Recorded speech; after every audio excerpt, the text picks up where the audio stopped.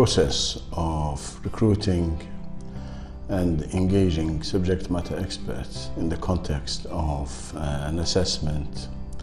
being carried out using the UAE government excellence model is indeed a life cycle which has several requirements and lots of interdependent aspects that need to be taken into account. Right at the onset, subject matter experts are selected because of their ability to bring a broad insight, and that is to use their cumulative experiences in different parts of the world and in similar contexts, and to specifically focus on what might be relevant to the entity or entities that they have been asked to assess. The understanding of the broad parameters that shape the entity associated with an understanding of the local context, whether it is the peculiarities in terms of the setup of the entity itself and the way it is expected to operate and provide services specifically to suit local needs and catering for a local culture. Or it could be that the local context is deliberate as a measure from the political standpoint to bridge the gap and perhaps to focus on primary activities that may in time get phased out, or that may lead to the merger of one, two or three entities. So in a sense, understanding the local context is very critical insofar as subject matter experts are concerned. The third aspect to bear in mind is the assimilation perspective, which is what is expected of an SME in the context of this assessment, and what are the main key deliverables. This aspect will, of course, be tackled during the virtual mentorship program and also during the physical induction program that will take place in the UAE. SMEs must come armed with the latest updates on their areas of expertise, and they need to really be familiar with the global latest thinking. So they have to ensure that whatever information they provide is relevant, and whatever recommendations and suggestions they want to include in their reports are reflecting the latest thinking and best practice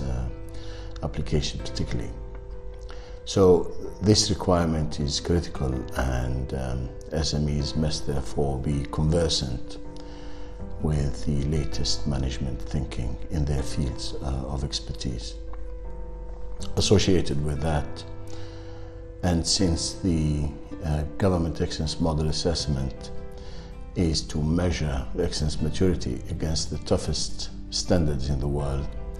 it is expected of SMEs to have copies of the latest benchmarking reports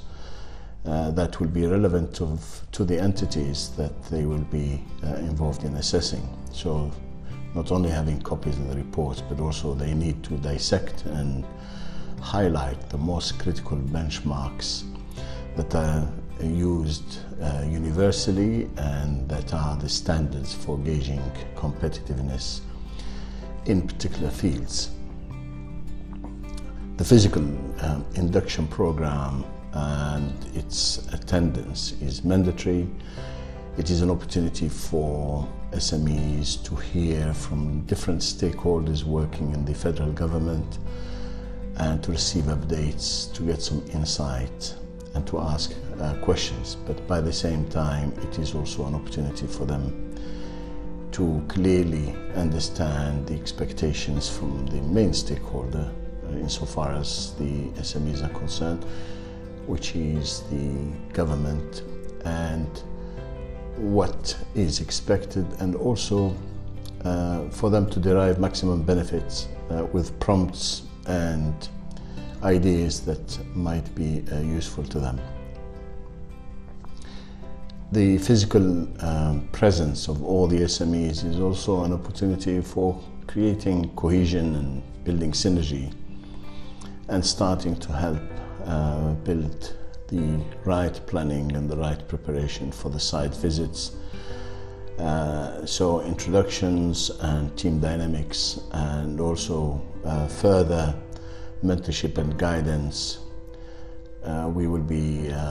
joined by an able team of quality assurance coordinators who will be an important resource for SMEs during the assessment period, and they will be there to answer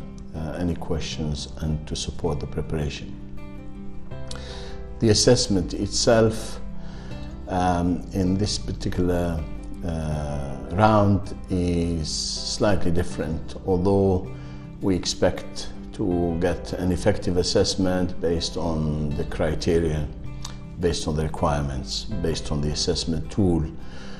But also the briefing will include several other aspects that need to be scrutinized. And then of course there is the feedback report, which is the main primary deliverable for the entities.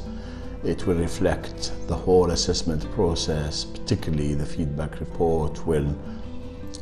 reveal the moment of truth and also the current state of excellence maturity. And in addition, it's a live document that can be used for furthering the drive of excellence and